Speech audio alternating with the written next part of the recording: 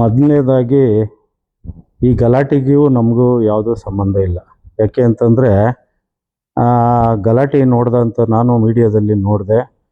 ಅಲ್ಲಿ ಏನು M P Sudhakar ಅವರು, ಸತೀಶ್ ಅವರು ಮತ್ತು ಇನ್ನೊಂದಷ್ಟು ನಾಯಕರು ಏನು ಪ್ರೆಸ್ ಮೀಟ್ ಮಾಡಿದ್ರು ಕೆಂಪೇಗೌಡ ಜಯಂತಿ ಆಚರಣೆ ಮಾಡೋದಕ್ಕೆ.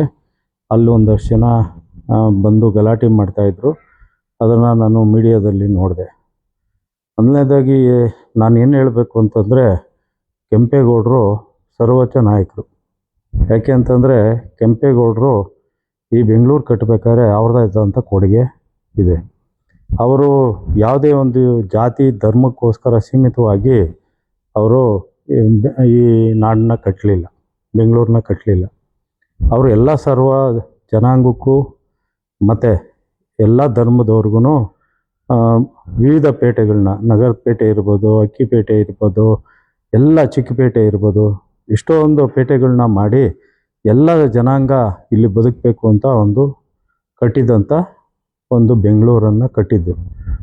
ಅವರು ನಮ್ಮ ಕಮ್ಯುನಿಟಿ ಆಗಿರೋದ್ರಿಂದ ಎಲ್ಲೋ ಒಂದು ಕಡೆ ನಮಗೆ ನಾವು ಒಕ್ಕಲಿಗರಾಗಿದ್ದರಿಂದ ನಮ್ಮ ಒಕ್ಕಲಿಗೆ ತಂದವರು ಅಂತ ಒಂದು ಸ್ವಲ್ಪ ಅಭಿಮಾನ ನಮಗೆ ಜಾಸ್ತಿ ಇರ್ಬೋದು. ಆದರೆ ಎಲ್ಲದಕ್ಕಿಂತ ಅವರು ಎಲ್ಲ ಜನಾಂಗನ ತೊಗೊಂಡೋಗಿ ಇವತ್ತು ಬೆಂಗಳೂರು ಅಭಿವೃದ್ಧಿ ಆಗೋದಕ್ಕೆ ಅವರೇ ಕಾರಣಕರ್ತರು. ಹಾಗಾಗಿ ಈ ಯಲಹಂಕ ಭಾಗದಿಂದ ಅವರು ಇವತ್ತೇನು ಕೆಂಪೇಗೌಡ ವಾರ್ಡ್ ನಂಬರ್ 1 ಇದೆ, ಇವತ್ತು ಅವರು ಯಲಹಂಕ ಭಾಗದಿಂದ ಹೋಗಿ ಬೆಂಗಳೂರು ಕಟ್ಟಿದಂಥ ಇತಿಹಾಸ ಇದೆ, ತಮಗೆಲ್ಲರಿಗೂ ಗೊತ್ತಿರುವಂತೆ.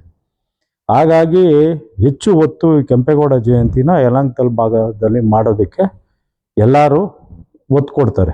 ಯಾಕಂತಂದರೆ ಅವರು ಕಟ್ಟಿದಂಥ ಯಲಹಂಕ ಭಾಗದಿಂದ ಹೋಗಿ ಬೆಂಗಳೂರು ಕಟ್ಟಿದಂಥ ಒಂದು ಕೊಡುಗೆ ಇರೋದ್ರಿಂದ ಯಲಹಂಕದಲ್ಲಿ ಎಲ್ಲ ಜನನೂ ಸೇರಿ ಸರ್ವಾಂಗೀಣವಾಗಿ ಒಂದು ಜಯಂತಿನ ಆಚರಣೆ ಮಾಡ್ತಾರೆ.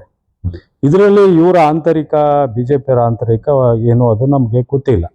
ಅದು ಎಲ್ಲೋ ಒಂದು ಕಡೆ ಯಾರೂ ಕೂಡ ಈ ಜಯಂತಿ ಮಾಡಬೇಕಾದ್ರೆ ಯಾವ ಜಾತಿ ಧರ್ಮ ಯಾವುದೂ ಇಲ್ಲ. ಅವರು ನಮ್ಮ ಎಲ್ಲ ಸರ್ವ ಜನಾಂಗಕ್ಕೂ ಒಂದು ಕಟ್ಟಿದ್ದಾರೆ. ಇದರಲ್ಲಿ ಯಾವುದೇ ರಾಜಕೀಯ ಏನು ಬೆಳೆಸಬಾರ್ದು ಅಂತ ಜನತೆಯಲ್ಲಿ ವಿನಂತಿ ಮಾಡ್ಕೊಳ್ತೀವಿ.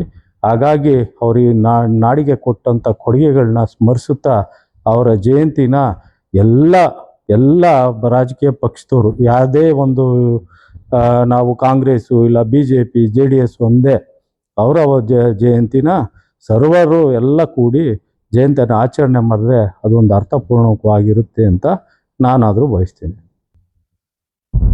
ನಿಜವಾಗ್ಲೂ ಅದು ತಪ್ಪು ಅಂತ ಈಗಾಗಲೇ ತಮ್ಗೆ ಹೇಳಿದ್ದೀನಿ. ಯಾಕೆ ಅಂತಂದರೆ ಕೆಂಪೇಗೌಡರು ಒಂದು ಧರ್ಮಕ್ಕೆ ಸೀಮಿತವಾಗಿರಲಿಲ್ಲ.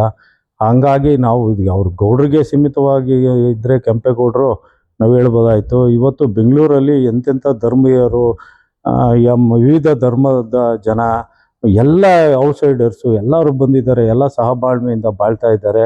ಅದಕ್ಕೆ ಕೊಡುಗೆ ಕೊಟ್ಟಂಥವ್ರು ಕೆಂಪೇಗೌಡರು.